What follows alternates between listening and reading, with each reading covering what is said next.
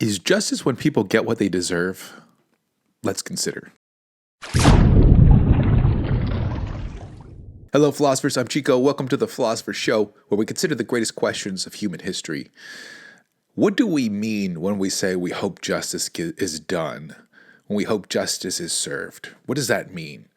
Well, probably we mean something like we hope that somebody gets what they deserve, whether good or bad. Now, that idea that somebody gets what they deserve is something that seems to be like fundamental, almost to there are philosophers we're going to see that disagree, but it sounds almost like it's really like root level of what justice is. It seems like from ancient times, that's what people have thought of justice. So the theory of justice as desert says that justice is when people get what they deserve. So in the modern telling of it, philosopher Joel Feinberg, in his classic paper Justice and Personal Desert, says that there are actual multiple kinds of desert and multiple bases for desert. So we can have a formula: S deserves X by virtue of B, where X is the thing deserved and B is the basis of the desert. It's the justifying nature of, or the justifying principle of the desert. As far as the treatment, the different kinds of desserts that we can have, Feinberg lists off awards and prizes, grades, rewards and punishments, praise and blame, reparations, liability, and compensation. So a wide variety. And you can see, based on some kind of grading scale, how we would change what you would deserve. So if you do something a little good, you get praise. If you do something really good, you might get some kind of reward, or based on what kind of circumstances. So in school, you get a grade, whereas you wouldn't get a grade for doing something good outside of school. And then the different bases for the desert. This is what's really interesting. He lists off effort, need, merit, equality, contribution, moral virtue. We've already gone through a whole bunch of these. So what's interesting is that justice as desert is a theory that covers a lot of the justice theories that we've already seen. It's sort of like the genus to their species. Why then do we cover it like the way that we're covering it? Because we're going to see that there are some philosophers that object to it. They don't like the umbrella notion of desert. So that's why it has come under attack, specifically in this way, in this guise, as the fact that it is a desert principle. But back to the desert, some philosophers, by the way, include in here the necessity for responsibility. Not only is it the case that you have to have some basis for the desert, like, for example, your contribution, maybe. You have to have the right amount of contribution in order to deserve a reward or a punishment, but you also have to be responsible. But then again, when we're talking about compensation, there are times when you don't need to be responsible for something that happens. So, for example, if somebody does something to damage your property, like I had my neighbor across the street who used to live there, Bob, he moved, but one night we were just hanging out, and it felt like we could feel this accident happen, right? This person from down the street was drunk and must have been cruising, must have been going so fast. It hit his truck. It was so loud. It just totaled his truck. So my wife and I come out, and this lady she's trying to turn her car back on, but it won't turn over, because she's totaled both cars. So Bob had no responsibility and yet still deserves the compensation, the treatment. So it's interesting, like there can be some kind of deserts. People, some philosophers argue without there being any responsibility. Other philosophers point out there is some kind of responsibility. There's the responsibility of the person doing the actual accident, right? Like the person who committed the accident, who committed the I was going to say assault, but you don't assault a truck, whatever you would call it, the hitting of the car. That person is responsible for the accident, so there is some responsibility. I don't know what to think about that, because the whole point is that the person who is responsible is supposed to have is supposed to get the dessert. That's what I thought. So I don't really know if I buy that.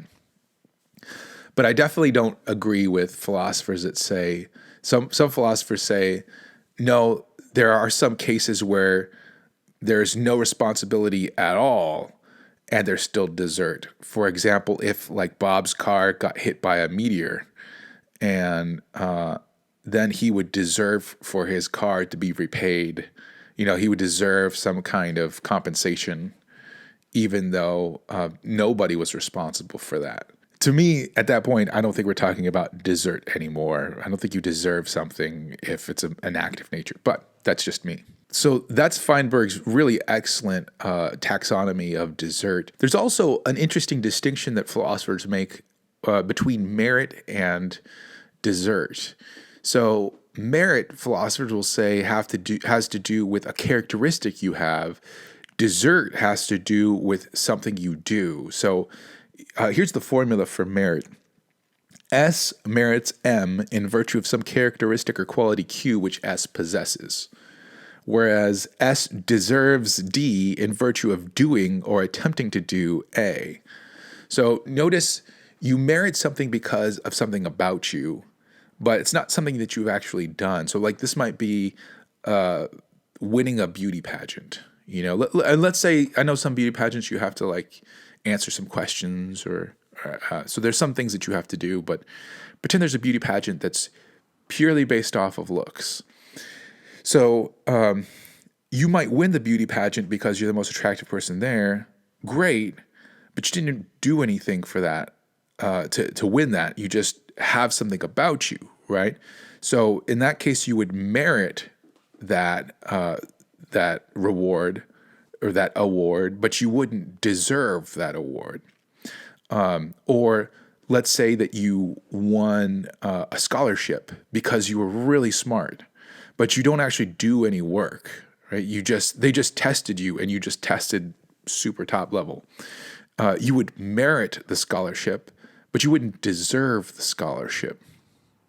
Whereas let's say there's somebody else that is not incredibly smart, but works super hard, studies really, really, hours and hours and hours, gets good grades only because that person studies so hard. That person would deserve the grade, deserve the scholarship, whereas you would merit the scholarship.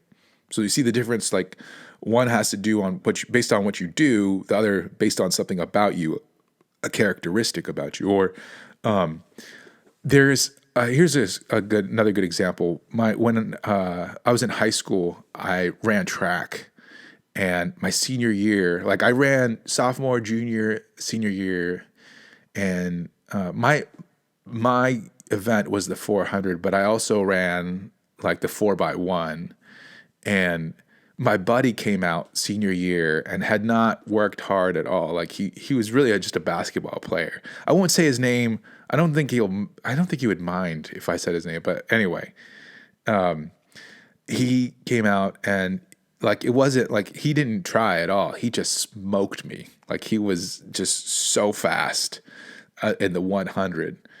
So he merited the prize in the 100. But I felt like I deserved that prize, even though I wasn't as fast as him. But I'm the one who worked so hard, right? I'm the one who trained. Now, granted, like I said, my event was the 400, so I guess I didn't really train for the 100. But still, I felt like I was the guy that was out in track working hard, and this guy just shows up and just wins an event. That's not fair, right? So that's the difference between merit and dessert. By the way, I'm not saying it's not really not fair. That's not what that was just a joke. Like, I, he was better than me. Okay, great. That's awesome. I just don't want you guys thinking I don't think that, and this is where things get weird. Like when it comes to rewarding people, it seems like we tend to reward merit more than dessert. Because how can people really reward dessert? Can they really go and see, your training and see everybody's training and see like who trained the hardest and then give you a medal for training the hardest? That would be really hard for them to do. And even if they did go and see everybody's training methods and see how many hours everybody put in, maybe somebody is working, they train exact amount, but train just a little bit harder, like put more effort in. Can you measure the effort that you actually put in? Can't really do that, right? So it ends up being the case that we end up rewarding merit over dessert because that's really all we can really measure. The only place that you get rewarded for dessert, I believe, is as a Christian in heaven. There's the parable in the New Testament of talents, where everybody's given a certain amount of talents, talents being a type of money, but this very easily, I think metaphorically it's speaking of the talents that you're given. And based on what you do with those talents, you get rewarded in proportion to what you've done and not based on what you started off with. That's the parable of the talents. So you get rewarded on what you deserve, not based on, the merit, what you started off with. That's the idea. So only God would be able to actually tell what you deserve versus what you merit. So that would be the only place where you would get rewarded for your dessert. But any case, let's talk about the principle of symmetry. So ideally, you would be rewarded good for in proportion to the amount of goodness that you've done, and evil for the amount of evil done. So for example, let's say somebody drops a $5 bill, you pick it up and give it to them. They give you a hearty thank you and a thumbs up maybe, but you don't expect that much from them. But if you find $1,000 and let's say you pick it up and you give it to somebody that has lost it, now likely that person's going to give you a reward, or they probably should give you a reward because, you could have pocketed that, right? That's $1,000. That's a lot of money. So you should get a little bit more. You should get something in addition. I'm not saying to go demand it, but you probably should get something a little bit more. Or punishment-wise, you steal a little something. Like my wife, when she was 5 years old, stole a Smurf ring. You get a hearty. I think the babysitter, she was with a babysitter. I think the babysitter spanked her, which this was back in the 80s, right? Could you imagine that happening now? I'm not saying for good or for bad, but for now, that would be like jail time. I don't know. That would be crazy. But she got a spanking and a firm talking to, and that was it. But so you steal a little something, you get the no. You steal a big something like a car, you go to jail. So it should be all in proportion to the amount that you do. Additionally, intention matters here. So let's say my wife walked out with the ring accidentally, which I think she tried to say that she did. If she walked out with it accidentally, we tend not to punish, right? We tend to say, okay, no big deal, or punish less. Like if you murder somebody, but it was an accident, then we don't say it's murder, we say it's manslaughter, and you get less of a jail sentence. So intention matters. But then again, that's another one of those things that how can we really, really tell, right? It's something that is really hard to tell what the intention of a person is. So why I think justice is dessert? Why I think this principle of dessert is correct? Well, definitely it's the most intuitive of all the perspectives. It's been with us since ancient times. And even nowadays, if I were just to ask anybody off the street, they would probably say, yeah, that sounds right. That's definitely what I mean when I say I want justice to be done. So it's very intuitive. It accords with our concept of gratitude. When somebody does something good for you, you feel like grateful. You want to give them something back, either like praise, it sounds weird, like praise them, but you want to, like, when you say thank you, that's a means of praising them in a way, or do something nice for them back, So it seems like you want to give them what they deserve. Or there's a thought experiment by W.D. Ross that goes like this: imagine two possible worlds, one in which the virtuous people are rewarded the most, they're the happiest, and the most vicious people are punished the most, right? They have the most pain or the most suffering, or whatever it is. And another universe where the reverse is the case. The most virtuous people are in the worst case, the worst scenario, right? They've got the most suffering, or whatever it is. And the vicious people have got the best case scenario, like they're the most rewarded of all the people. Which of the two worlds is better? It seems like there's no way we can say that the second one is better than the first. The first one's got to be the better one, right? And that's because Ross says it's so clearly obvious that the virtuous people deserve, right? It's justice. They deserve to have their rewards, versus the wicked people that deserve to have punishment.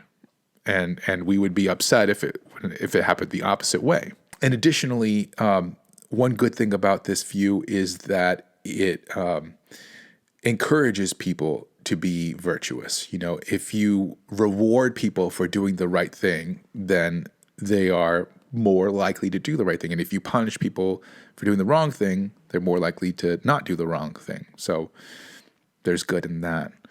But as I said, there are philosophers that object to this view, and it has been lambasted as of late. And so what kinds of objections are there? The first objection is that it's hard to tell what should be the principle of desert, the basis of desert. So, for example, consider this story for contribution, compensation, or effort. There are, let's say, somebody's driving in a snowstorm, and they spin out and go into a snowbank, and they can't get out. And three people hop out of their cars to help out. One person is super, super strong, and that person is going to help push, and they do the most help because they push the hardest. They're just the strongest. So when they push the hardest. One person is a super hard worker. So although they don't push harder than the strong person, they put all their effort forward and really, give everything they've got. The third person was on his way to a tutoring job and decided to stop and help. And so is actually losing money by being there, right? It is giving up the most of the three by actually helping out. Okay, and all three of them pitch in and get the car out of the snowbank. Now, the person whose car was in the snow is so grateful and says, I've got one ticket to see Cheap Trick live at Budokan. I got to give it to one of you guys. Who gets the ticket?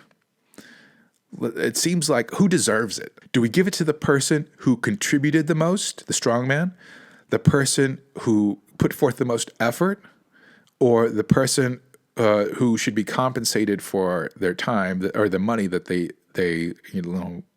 lost in sticking around? It's hard to tell which one should get the ticket. So that's the objection. I have to say though that okay, it's hard to tell, but that doesn't mean it's impossible. Like philosophers have their reasons. There's going to be some reason that somebody's going to say one versus the other. I don't know. I would be surprised if a philosopher that held to this theory of justice as desert couldn't come up with some kind of criteria that would lead them to pick one of those three people over the other two. A second objection, and this one seems to be one that people feel pretty significantly about, is that desert bases are complex nowadays, and it can't be discerned easily who deserves what. So the quintessential example is that of a factory line. Like imagine we are all on a factory line producing a car, and that car gets sold and we make a certain amount of money on that, right? Who gets what amount of money? You might think that everybody should get an equal amount of money, but who put how much, how do we tell who put what kind of effort in? There's the people who designed the car, okay? They work hard at the beginning, but then they don't put any more effort in at the end. Then there's the programmers, the people that do the programming of the computers in the car. Those guys are a very specialized job. Seems like they deserve a lot of money, but I don't know. Then you have the people that do like the hands-on work. They do a lot of manual labor, right? You have very different jobs that all come together to make one product, and you can't really tell who contributes how much and how it all should like be put together. Like there's no like good way of parsing out how the profit should be distributed. I suppose you could say that we could get pretty close. Can't get it exact, but yeah, close enough that it won't be a big deal. But I don't know. That's the objection. A third objection is from hard determinism. So in order for us to say that you deserve something, it seems like you need to be responsible for that thing. It seems like we kind of talked about this already. So let's say that I return the $1,000 that I found. In order for me to deserve the reward, it seems like I should be responsible for having returned that money, right? Otherwise, like let's say that I was forced to, at gunpoint, return that money. I don't deserve a reward anymore, right? Because it wasn't up to me. It wasn't. I wasn't responsible for returning that $1,000. So, in order for us to deserve something, we need to be responsible for that thing. But what if we're just a bunch of machines? What if we don't have any free will? What if we are not responsible for anything that we do? That's the idea in hard determinism, is that we are just a bunch of biochemical machines that wander around doing whatever our chemistry tells us to do. And because of that, we can't actually have any responsibility for the things that we do. And because of that, we can't deserve one thing over another thing. We can't actually deserve rewards for what we do. This is, by the way, an actual objection that philosophers have given. One response you can give is to just reject hard determinism. You could say, nah, free will does exist. There is so far no knockdown argument that free will doesn't exist. There are very persuasive guys out there that rail against free will, but no one has made the case 100% that free will doesn't exist. And if there is this, it seems like, undying kind of perception in us that we have free will, that might be enough evidence for us to continue to believe in free will. I don't know. If that's the way you feel, then this objection is beside the point. Another response is, so this objection is typically meant by people who want to redistribute wealth, and they don't want the wealth to be given to people who deserve it based on, the things that they do, right? They want to say, well, you don't deserve it because you couldn't help working hard. That's just part of your biochemistry. Like if this person over here would work hard, but they're lazy and they can't help being lazy. I'm not saying all people that are poor are lazy, by the way. I'm not saying that. 100% not. That is, I do not believe that in any stretch of the imagination. But you could say, let's say there's this lazy person who is not working hard, and they would say, look, this person would work hard if it was in their genes, but it's not in their genes. So, it's not like you deserve it because you have hardworking genes and they don't have hardworking genes. That kind of objection cuts both ways in so far as, if I don't deserve the rewards for the good things I do, I also don't deserve the punishment for the bad things I do. So if I go out and murder somebody, it's also not my responsibility, right? It's just the genes I've got, right? Can't help it. If I go out and do just think about the worst things you could think, the most awful thing you could think. And that person that did the worst thing that you can think of, it wouldn't be their fault. It would just be the genes that they have. So if this argument absolves the justice philosopher on one end, it sure comes back to bite him on the other end. So that is the theory of justice as dessert. Again, please don't forget to support this project and my Patreon page, link in the description. Please don't forget to like, subscribe, comment, and share this video, and I will see you in the next video. We're going to talk about Robert Nozick and the libertarian view of justice. So stick around for that one. Should be a good one. Adios.